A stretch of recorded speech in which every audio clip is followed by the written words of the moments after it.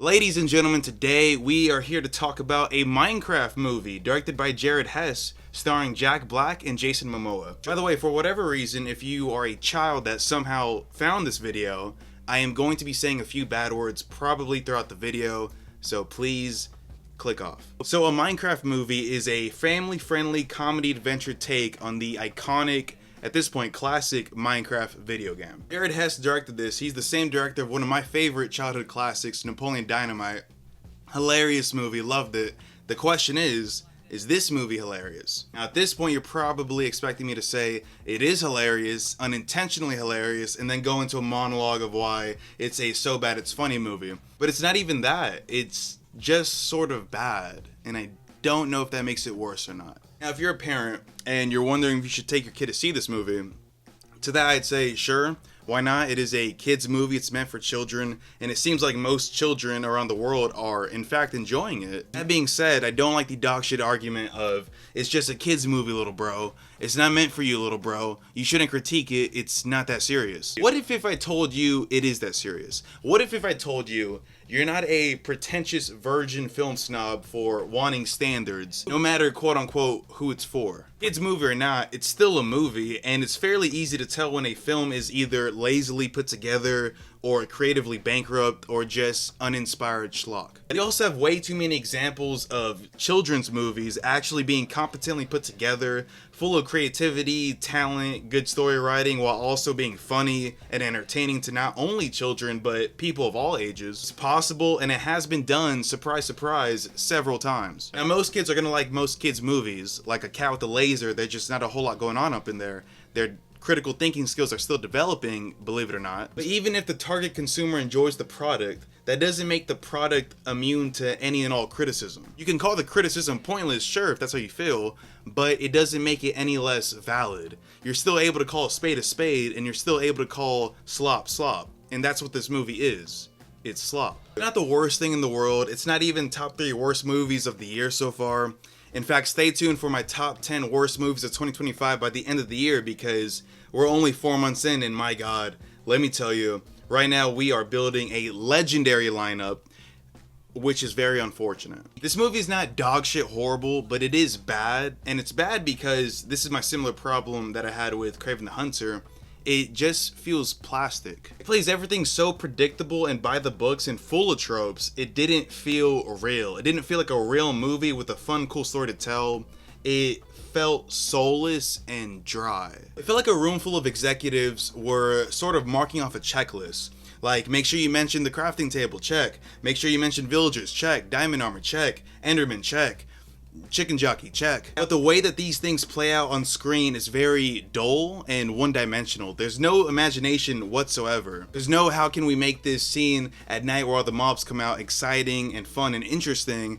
How can we implement this tool or this weapon or this mob into the story in a interesting way? There's none of that. Everything just sort of happens one by one, like a checklist just being marked off. Very similar to the Super Mario movie that came out a few years ago, where it may get a free pass on the first watch, but on a rewatch, the magic of discovering the new world, the video game world, quickly dissolves, and it becomes very clear how bland the story really is. Every scene is, here's a reference to the game, here's a reference to the game. Oh, do you remember that? Have you played the game? Some of you may say, 20TV. It's a movie based off a video game. Are you upset that the movie had things from the video game in it? No, I understand that the Super Mario movie is going to show off elements of the Super Mario game.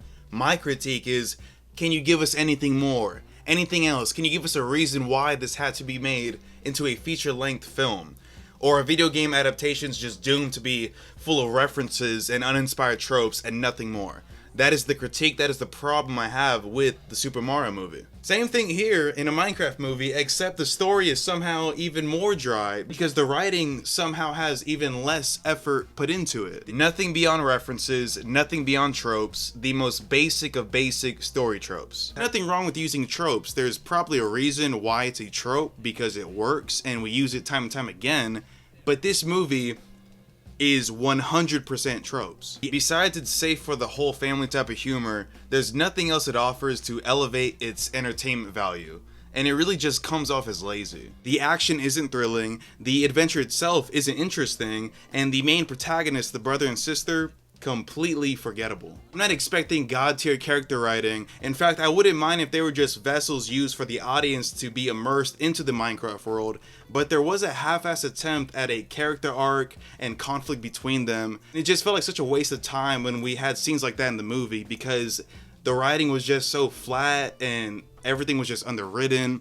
Like I said, forgettable. I'm iffy on the VFX. Like, the CGI was decent, it wasn't distractingly bad, but that's because the entire movie looked consistently bad. Everything on screen felt like it was filmed in a garage with a green screen and some high school theater props laying around. Mind you, the budget was $150 million fucking dollars. Now, I saw some behind the scenes footage and there was a surprising amount of prop work and practical effects that were used in this movie, and behind the scenes it looked great. On screen, however, none of it shined through. Everything looked awful. And I couldn't tell you if it was the lighting, or maybe some digital touch-ups, or maybe the very obvious horrible green screen, especially in the flying sequences. My god. Everything just looked very shitty and plastic and cheap, like you're watching a 2000s PBS kids show. The acting was over the top, clearly on purpose, which did add some charm to a very, again, dry script. You can tell nobody on screen was taking this movie seriously, so they were just hamming up the performances, having fun with it. They knew what kind of movie they were in. Sometimes the overacting and the riffing on each other worked for me, sometimes it didn't. I did think Jason Momoa had a few funny lines, a few funny moments.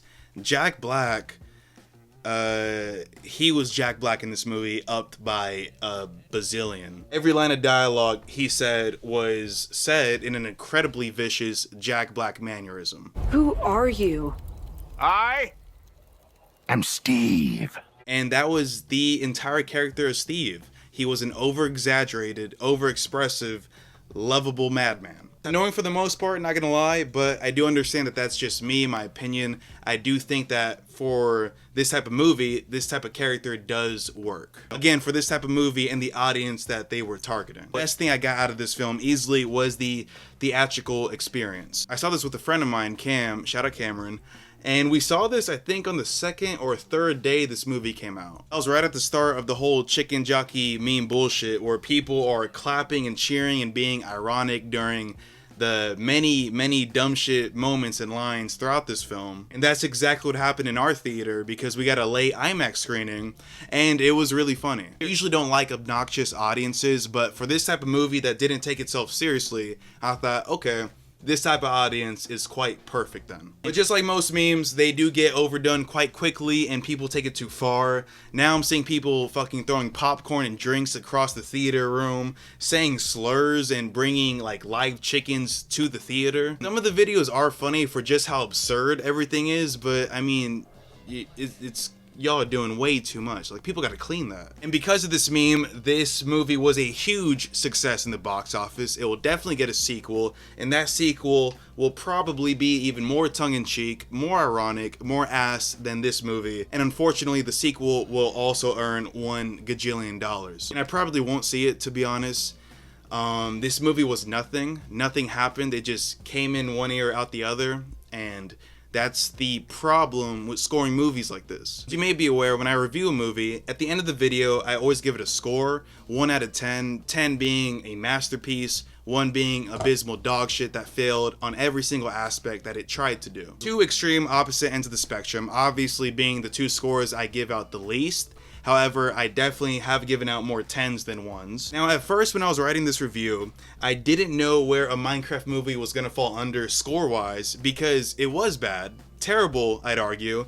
But 1, I've seen worse, way worse.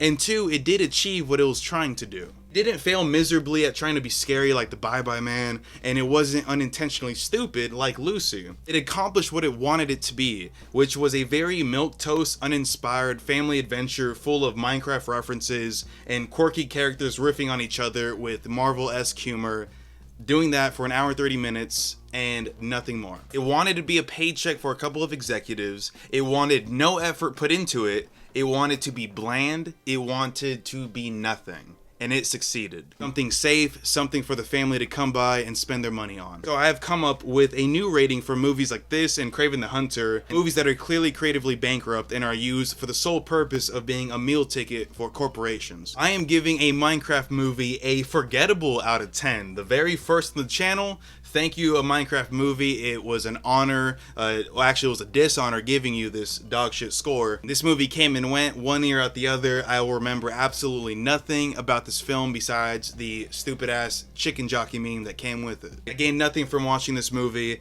neither will you if you have gone through adolescence. And again, I reiterate, making a kid's movie does not acquit you from making a dog shit movie. You can still criticize laziness, that is okay. A forgettable out of 10. I've been thinking about this score ever since I did Kraven the Hunter. I gave that a 1 out of 10. I officially changed that score. It's definitely a forgettable out of 10. And since this movie is a forgettable movie, I will not be giving a similar recommendation because I will only from now on be giving similar recommendations to movies that I at least feel are worth giving a score. Even the terrible ones, even the 1 out of 10s. Now, is a forgettable movie worse than a 1 out of 10 movie? To be honest, off the top of my head, I have no idea. However, I will say, both of these scores are going to be given to any movie that I would never recommend under any serious circumstances.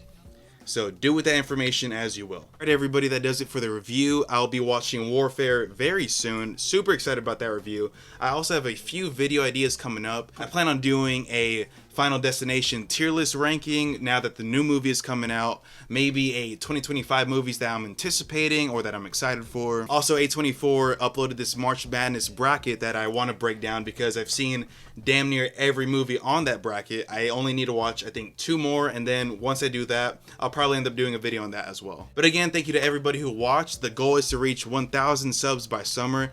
Hopefully we can do it. Thank you again, guys. I'll see you at the next one.